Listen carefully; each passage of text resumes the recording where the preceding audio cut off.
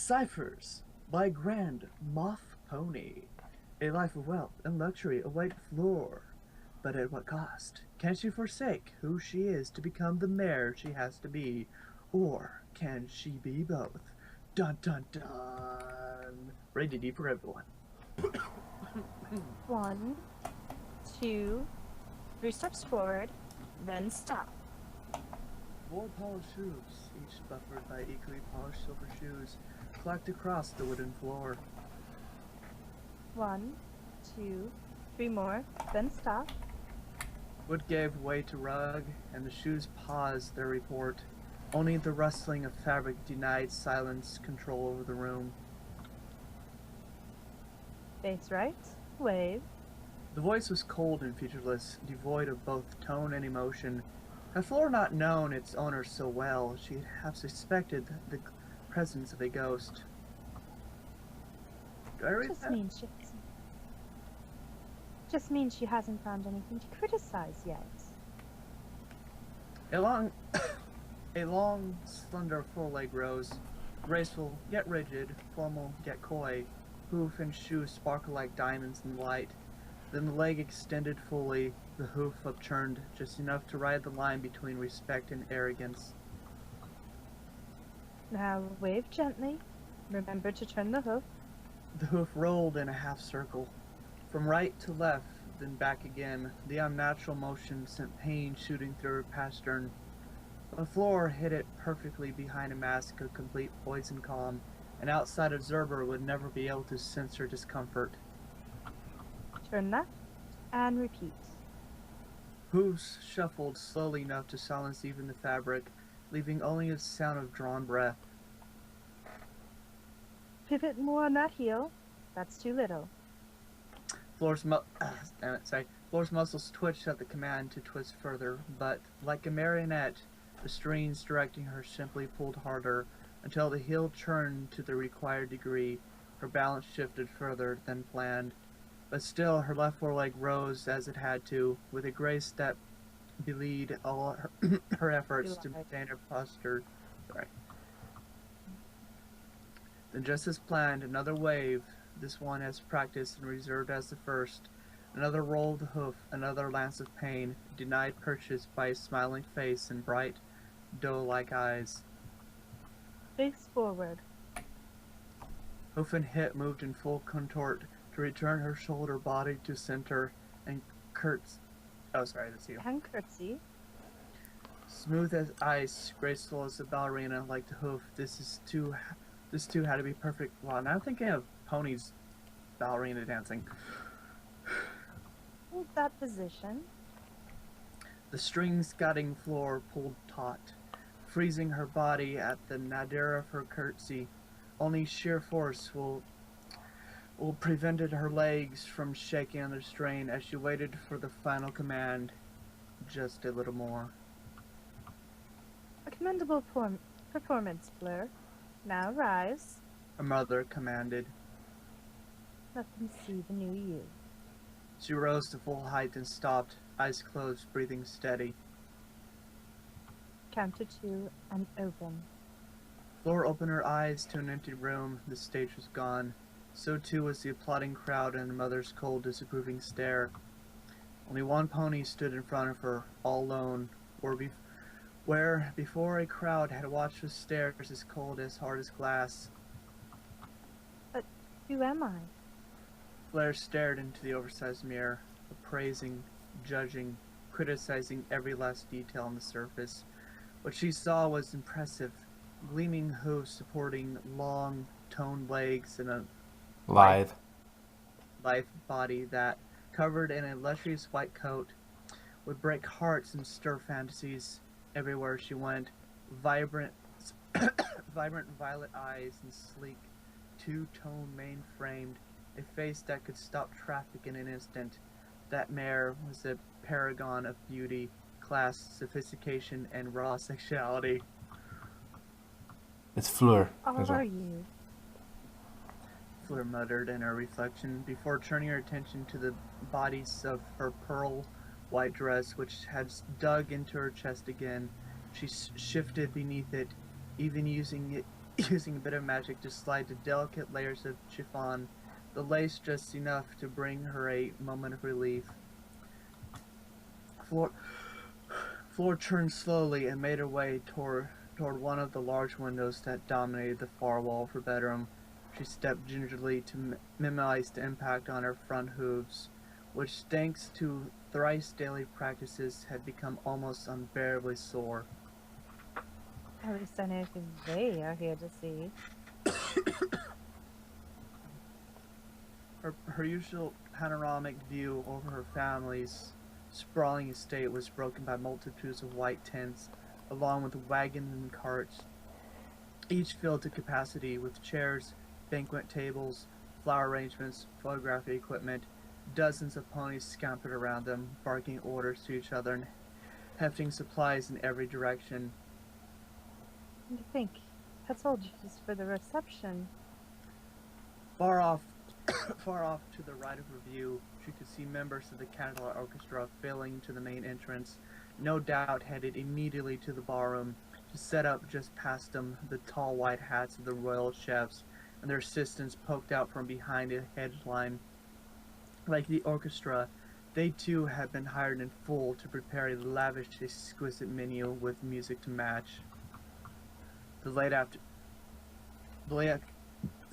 afternoon sun glimmered off the stone fountain in the main courtyard, reminding Fleur that today was originally supposed to be mostly cloudy, with a slight drizzle in the morning. Or was, until my parents had the city weather chief over for tea. She had lost track of how many favors had been called in, and how many checks had been written to arrange such a lavish event. Under normal circumstances, Fleur might even agreed with her mother that this would be a wedding for the ages, yet she would have gladly traded all of it for another season performing with the Candlelight Ballet, or a semester studying abroad in France, or to go to a regular university, like most other ponies would do. But all these, and so much more, were no longer in her future. Her path forward had been chosen for the moment. She began her senior year at one of the Candlelight most prestigious private schools. Etiquette training replaced Intramural. intramural sports, and ballet was cancelled in favor of ballroom dancing. Private tutors were brought in to cover her mandatory lessons, while culture experts drilled her on the finer points of posture, voice, and tone. Nearly every second of Floor's day was dedicated to her, and only an occasional outburst of pent-up frustration awarded her even a brief reprieve from the monotony of afternoon teas, weekend brunches, and formal dinners, with her playing the role of the gorgeous but silent centerpiece, a puppet brought out but for show, then stuffed back into the corner when it was no longer needed. Floor's pursed her lips, then turned to look around her room, where a few signs of her youth, of the fun and carefree life she loved, were still visible. Romance and fantasy novels were gone, replaced by books from her father's library. Busts and other artwork from her family's vast collection supplanted her prized porcelain dolls. Even her favorite daybed was gone, just as in favor of a grungy, chaste lounge that her mother had assured her was more befitting a mare of her age. Cliché lounge. She sighed and moved to her vanity to ease her hooves for a moment. Floor ran the edge of hooves across the edge of white and gray marble surface, frowning a bit when she hit the one scratch she never could fully polish out. Brushes, makeup, and all manner of beautification projects sat in neat clusters along the upper shelves, and twin drawers to either side held clips, pins, jewelry, and other essentials. This left the vanity main surface relatively bare, save for a few items: a hoof mirror, a main brush inlaid with Nepalese pearls, and a cobalt blue perfume, bottle she had acquired during a visit to Stalingrad. Yeah, Stalingrad. Fleur began to sit on her powder bench, but stopped as a thought hit her. Her horn flared to life, and a tendril of pink magic leapt down to the long side of the bench. She knew the pattern carved into the white painted wood by heart, and it took her a scant few seconds to find the spot she was looking for. Her magic pressed against a minuscule seam between two carvings before applying a slight downward pressure. The soft thud told her she had found her mark. A deft flick of her magic slid the false panel to the side. She muttered a silent thank you to whoever had hollowed out the space beneath the bench. She had discovered it by accident while moving the bench and vanity to a new spot, and it quickly became a safe haven for anything she wished to shield from her parents' endless snooping. A small pink and white keepsake box floated out into the light a moment later, and Flora set it on the vanity top with an almost reverential touch.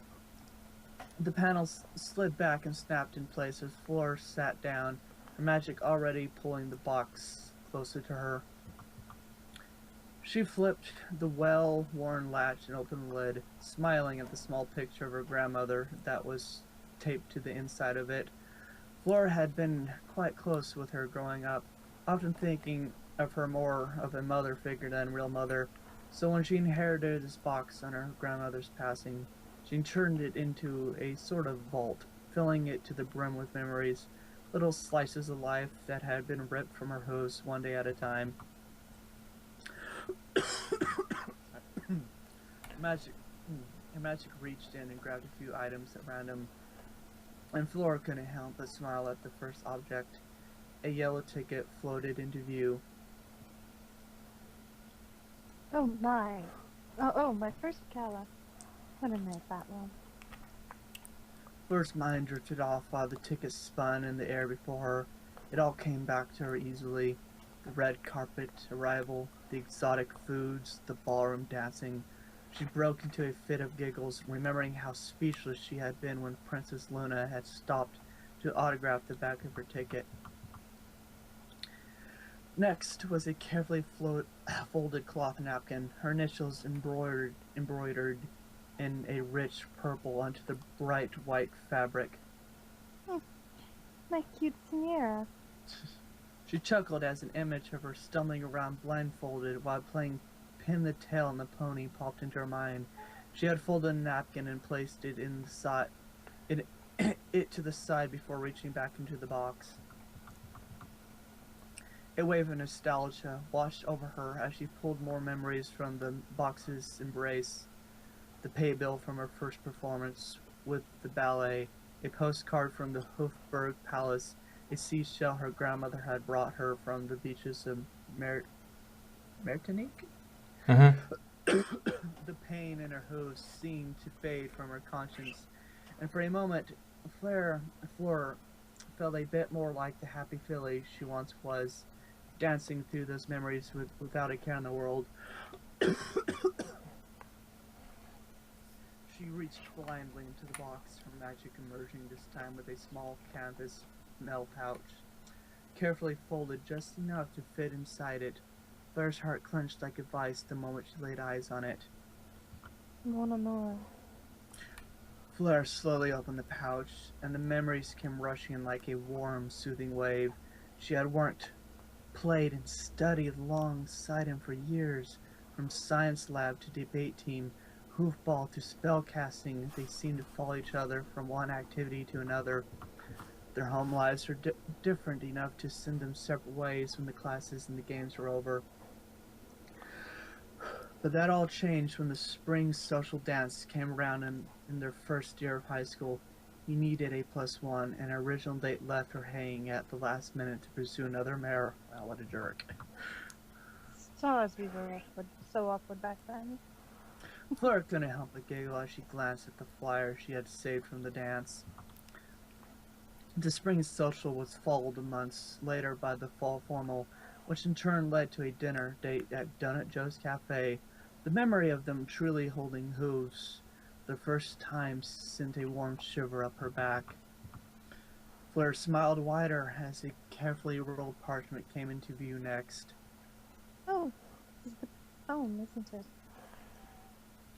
She unrolled it and felt her heart melt all over again.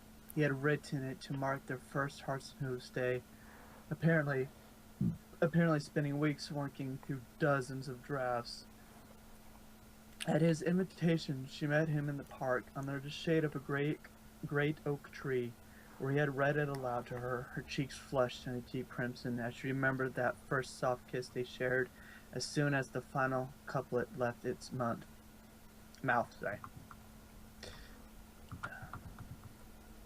A picture of two of them followed, this one taken out from his parents' house in Trottingham, where she was introduced to his family for the first time. The small crease in the middle of the photo did nothing to dull the excited gleam in his eyes with a brilliant smile on her face. Another picture followed that one, but this time Flair's smile faltered. Her breath hitched in her throat. Her whole body tensed, every nerve feeling like it was suddenly balancing on a knife's edge. She took a deep breath and looked again at the picture. She's in a sundress, and he is in his uniform, both beaming with pride, as they celebrated his induction into the Royal Guard. Right before I started senior year. She thought as she stared at the picture. Before everything changed. Her magic reached into the pouch once more and retrieved a standard envelope, out of which came a single parchment, folded crisply in thirds. She opened it and began to read. She knew the words by heart, but they made her smile all the same.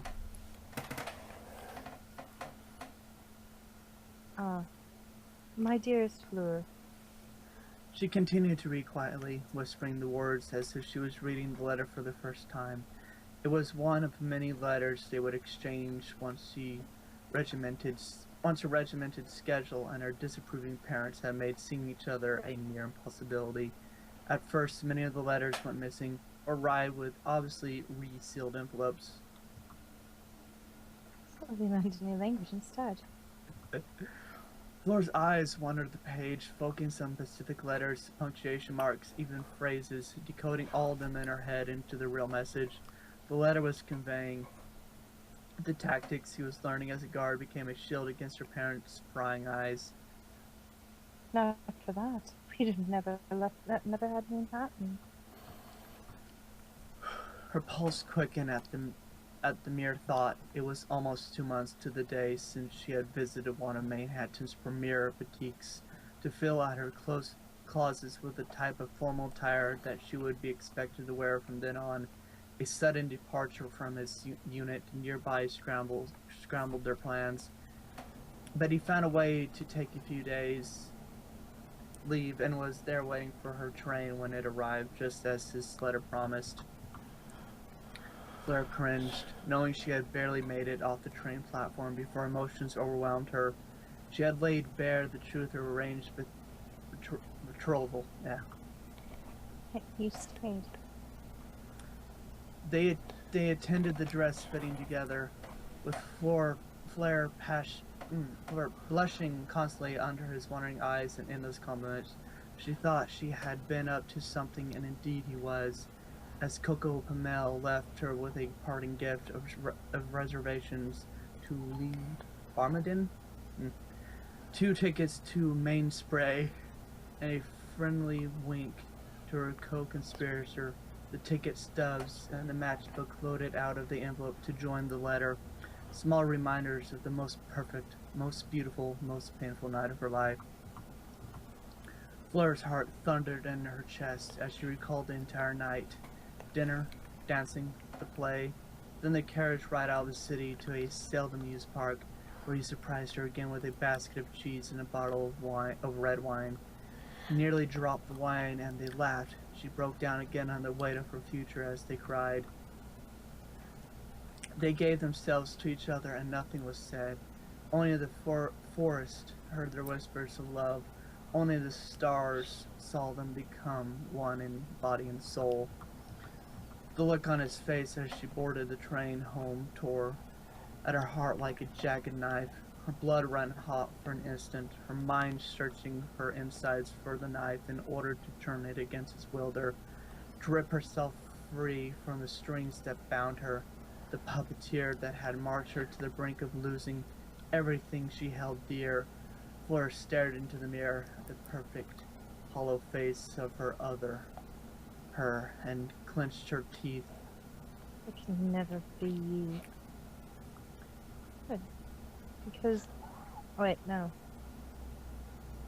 I think this is like her talking with herself, kind of like a monologue. Good, because I like you just the way you are. Flora's eyes shut open at the sudden intrusion of her private thoughts, and her magic pettered as she hastily sealed the picture and she pouched haplessly beneath the box.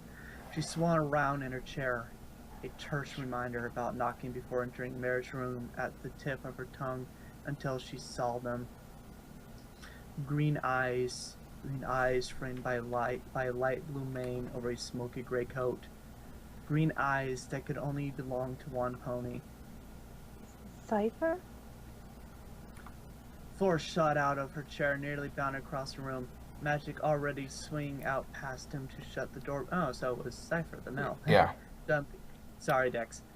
She threw himself into his embrace, letting all of her weight fall against his chest. Flora shuddered with a barely restrained joy at the mere touch of his hoof on her withers, and she couldn't help but smile as a few tears darkened the soft fur on his shoulder. She leaned in a bit and glanced up towards him. How did you get in here? Through the west service entrance, around the pool, past the rose garden and in through the sunroom. Fleur started. Seriously? Were you seen? Sure was. He chuckled. Waved to some gardeners and chatted up a couple of the cooks while I passed through the kitchen. I came right out and up from there. Nobody questioned you at all? Not even the cooks? Of course not. They were busy anyway. Can't make soufflés for 1,000 ponies in 5 minutes, you know. Besides... Cipher stepped back and turned, showing off his crisp servant's uniform. Who's going to question a random server when he says the mare the Hour needs water? Water? Fleur's eyes followed Cipher swift to a nearby inn table, where a silver tray with a carafe of water... water awaited. She stared back at him, undecided if she should scold him for taking such a risk or compliment him on the way the suit jacket's tail draped over his flanks. It's crazy and stupid and... okay, romantic, but still. You do recall that I signed up for the Guard's Intelligence Division, right? So, how did I do? Cipher added with a wink. How did you... Fleur shook her head and smiled through a sigh. Never mind. Fleur stepped closer and touched a hoof to his foreleg, shivering at the familiar spark along her fur. Cipher, I need to apologize. Cipher wrapped a hoof around hers, drying her eyes. For what? The letters? Fleur, we both know your family was messing with the letters. Heck, I know a few of the male ponies were helping them too, by conveniently misdirecting a few of them. But we managed all right in the end. Somehow. Fleur squeezed his hoof, a faint smile teasing the corner of her lips. It's a no part to some sleight of hoof on your part. Cipher snorted back a laugh. Who knew misplaced dashes and odd smiles and similes could say so much? I can just go ahead and no pony figured out what we were really saying. Fleur answered quietly. If not for that, I wonder if any of our letters would have gotten... Cipher nodded his head. Speaking of which, I think I owe Storm Shield about a dozen ciders by now, too. Storm Shield? Your friend from boot camp? Fleur cringed, thinking of a way to avoid implicating her one male link outside of her home. But Cipher's smirk stopped her. Wait, you knew he was taking my letters from outside of Donut Joe's? Cypher leaned down and gently kissed her on the top of her head before leaning his muzzle close to her ear. Fleur shuddered as his warm breath wafted through her mane. Who do you think arranged the weekly rotation to always put Storm near the cafe on Thursday mornings? Fleur gasped. Okay, sneaking in here was one thing, but changing the rotation schedule? Even I know that's asking for it. And it would be, if my commanding officer didn't owe me one for bailing him out of a Ponyville bar before he started a drunken fight. Ironhoof? She asked, eyebrows peaked. What did he do? Oh, not much. Cypher shrugged his shoulders. Just made a bad pass at the one farmer in town who just happens to be an element bearer. Then called her a prude for rejecting him. Oh, wow. Fleur tittered. Yeah, let's just say I managed to salvage his dignity, and probably his teeth, too. They laughed over their mutual friend's misfortune, and for just a moment Fleur felt a familiar happiness well within her, a kind of serenity that only his presence could bring. She tried to compact that feeling and store it somewhere deep inside her, a nourishment for her soul to be rationed over the many years to come. Despite the ray of sun on her heart, dark clouds loomed, and Flora could no longer deny their existence. She drew a deep breath and looked at Cypher. You stopped writing, though, after Manhattan. I know, and He sagged a bit and sat on his haunches. I just didn't know what to say. What could I say, really? Tell you that it's alright? That I'm okay with it? Reject it outright, and you as well? Cypher tensed as his lips fell into a deep frown. Both would be a lie. Neither would do anything for you but make things harder than I know they already are. We're lovers, Fleur, but we've been friends for far longer.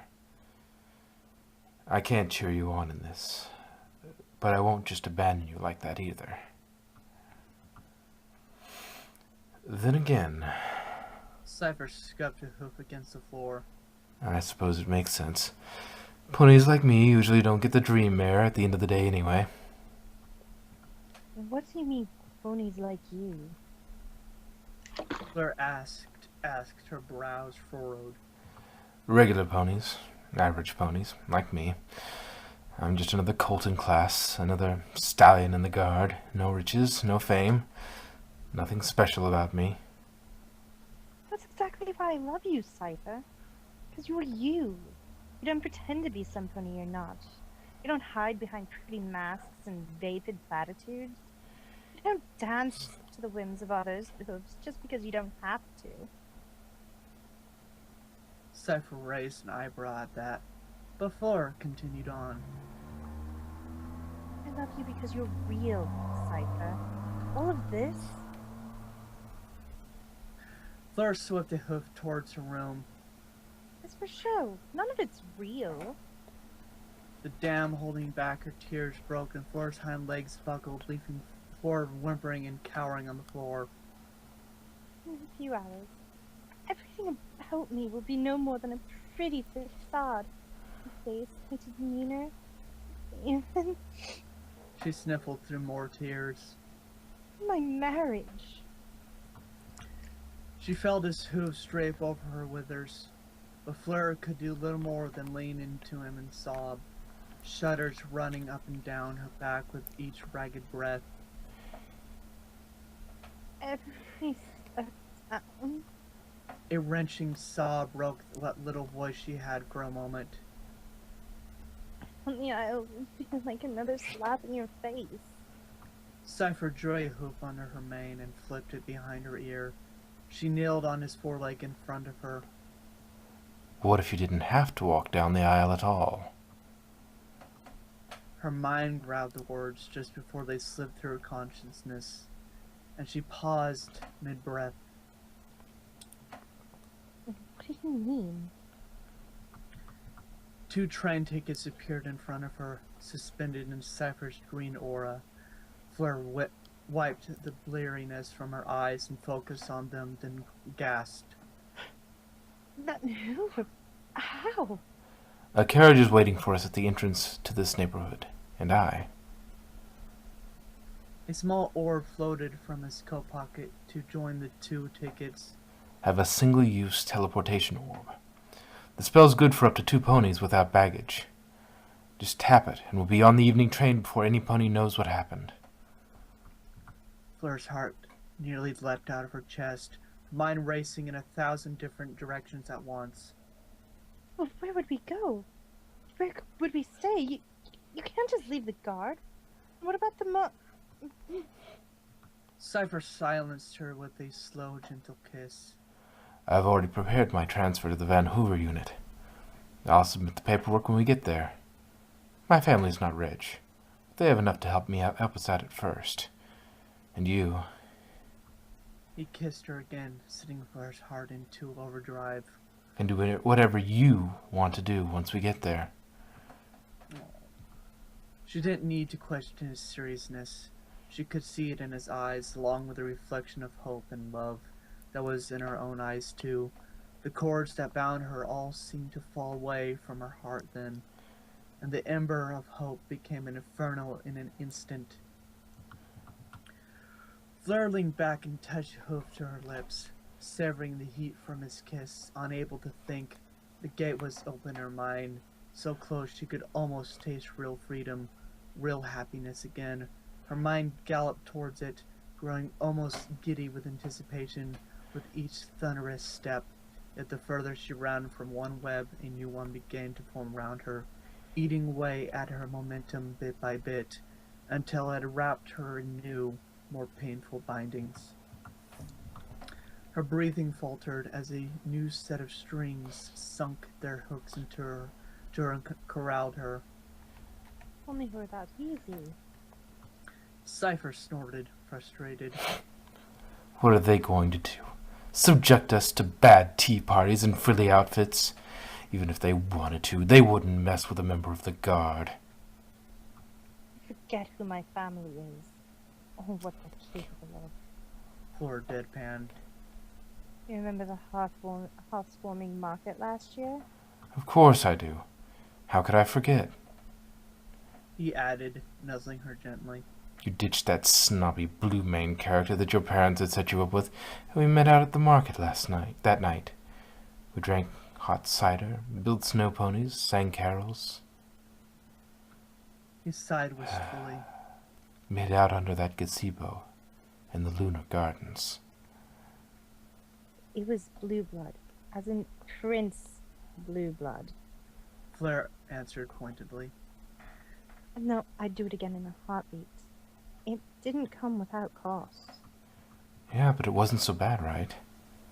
Okay, I was a bit freaked out when Captain Armour himself showed up at my barracks unannounced, but it was just a slap on the hoof in the end. Cipher nudged her playfully. Could have been much worse, I suppose. It's just it, Cipher. It could have been much worse. In fact, it nearly was. What do you mean?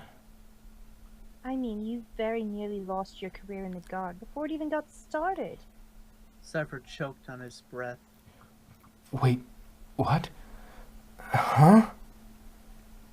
My parents were furious, but my father, well, he was on a warpath. He wanted to disown me for shaming his good name like that. So I wasn't even worthy to call myself his daughter for what we did. Fleur steeled her gaze. Then he threatened you. Cipher flinched as if struck. What? He was determined to see you run out of the Guard entirely, and declared you unfit to serve. They wouldn't dare. Cipher blanched as the color drained from his face. My father plays poker once a month with Captain Armour and his staff. Most of them owe my father one favor or another. Trust me, you'd have been thrown out on your flank the next day if he had gotten his way. Cipher's ears lowered, as did his gaze. So, what stopped him? I threatened to go public with the whole thing and tell all of Equestria just what they were trying to do to you and us. Cypher's jaw hung open for a moment. You did? Yes, and I'd do it 1,000 times over to protect you, Cypher. Wishing me was one thing. After all, I did skip out on a member of royalty.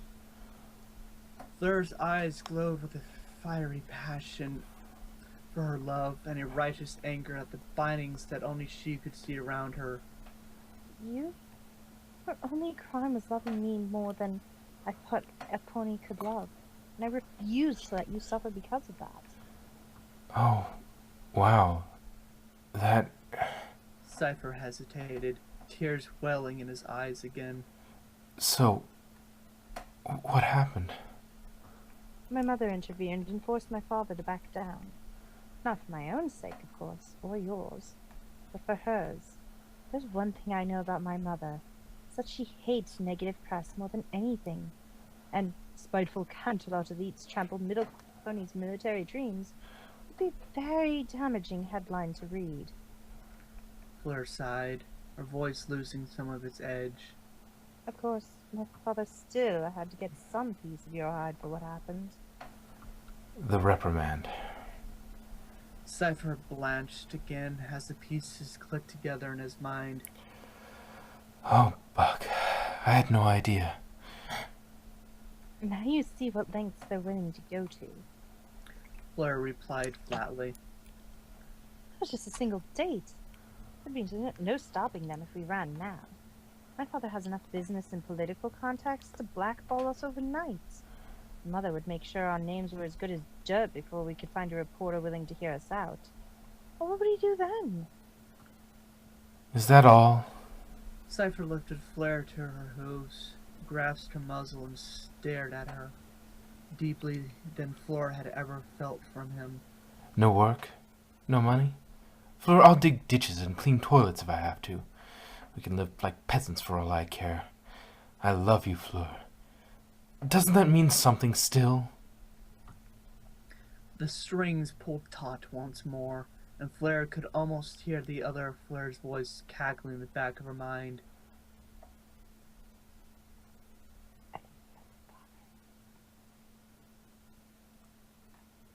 I think that's the father. No, the other Fleur, like the... Yeah. Her mask. Yeah. Yes, what can love mean to a mere puppet? She felt that jagged knife plunge into her again. Cypher, Or do you want to string him up? Who knows, he may dance even better than you. A knock on the door startled them both. Fleur? Fleur, are you in there? She turned to Cypher as panic took a hold of her. It's my mother. She whispered between clenched teeth. Oh, yes, I'm just freshening up in the bathroom. Fleur, you need to be in the parlor shortly, and I do not want to be late. I know, Mother. Almost done. Fleur heard her mother sigh through the closed door. All right. I'm coming back in 5 minutes, and we're going downstairs. I suggest you be ready by then. Time seemed to stop for both of them, and it wasn't until she heard her mother's footsteps retreat down the nearby staircase that she allowed herself to even exhale. What will we do? She wheeled on Cypher, her eyes quickly filling with renewed panic. She catches you. Cypher slipped the tickets back in his pocket and stepped closer until mere inches separated them. The orb floated between them and again, hovering just below their tear-stained noses. She doesn't have to catch either of us. Cypher, Fleur's mind began to crumble around her. She could feel the fresh strings tying her down once more. Please. Cypher's entire body was shaking now, his eyes nearly overflowing with tears. Come with me, Fleur. Please. A bitter scream of grief and anger clawed at her insides, desperate to escape her lungs. Only a hoof against his chest kept her body from collapsing, as far as her mind already had. As she fought to remember to breathe, a faint voice rose in the depths of her being in a final cry of salvation, for salvation. One last desperate struggle against the web that even now was cementing its grip on her. She raised her head and looked deep into his green eyes one more time. Run and lead us both to room, Her eyes shifted to the mirror. or stay and give at least one of us a chance to live. But Fleur knew deep down that this choice, like so many before it, so many more to come, was not much of a choice at all. The last walls around her soul fell down, and she let the other mare in like a slow rolling wave. She felt the other Fleur, the young, shallow, perfect trophy wife, began to change from the inside out. Like so many scrambled words. The icy wave flowed over her barrel, across her shoulders, and up the back of her neck. Fleur held Ciphers' gaze with a fragile but warm smile until she felt the mask of cold, detached, calculated beauty finally slip over her face. The real me will be looking from sight. Fleur's magic jumped across the room wildly, and Cipher watched with confused eyes as the silver tray floated towards them. The canvas pouch, filled once again with its precious cargo, soon joined the carafe in the center of the tray. Fleur glanced to the tray, then to Cipher, then back again. Fleur?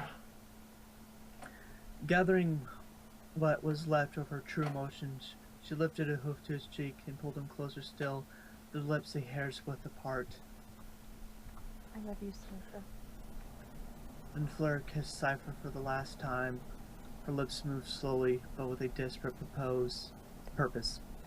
Fleur could feel the tears running down her cheeks, and his could taste them running across her lips like shards of bitter, salty, cold ink against the last ember of a dead fire. At that moment, she poured everything left of herself into Cipher, hoping against hope, they would somehow feel, somehow capture even a fraction of the love that she had held for him. The love that I will hide from all others. Their lips parted, and Fleur just held him there and stared at her friend, lover, and soulmate until the last of the light had left her eyes. Fleur slipped the pouch in his pocket, then tapped the floating orb with a hoof and stepped back. Cypher's pupils shrunk to pinpricks. Fleur! No! Give me Cipher. Fleur's magic cut out, and the tray dropped to the floor, shattering the glass carafe and spilling the water just as the orb triggered and Cipher vanished forever. Please forgive me. Seconds later, a loud knock rang out from her door. Fleur, it's time. A final tear ran down Fleur's cheek as she stared back at the puddles of water and broken glass that looked so much like her own spilled blood and broken heart. Yeah, I too am a Cipher. Fleur turned back around, her face calm, composed, unbearable, unreadable. Sorry. Come in, Mother. The bedroom door opened. Fleur? Her mother looked around at the mess of glass and water. What happened here? What is the meaning of this? Oh, just an accident. Fleur said, stepping daintily around the shards of glass and the rug. One of the servers brought me some water, but he dropped the tray. Probably one of those two-bit buffoons from the castle. Her mother huffed. I swear, I thought Celestia had better stop from this. Tell me his name, so I can make sure he gets fired for messing up this rug. Fleur merely shrugged her shoulders. Sorry, but I never did get his name. And Arthur's note, special thanks goes out to Zephyr, Winston Noble, Thought, and Jade Ring for their thoughts and ideas and their superb editing assistance. I could have pulled this off without your collective time and efforts. And to the readers, thank you for taking the time to give this a try, and I hope you found it enjoyable.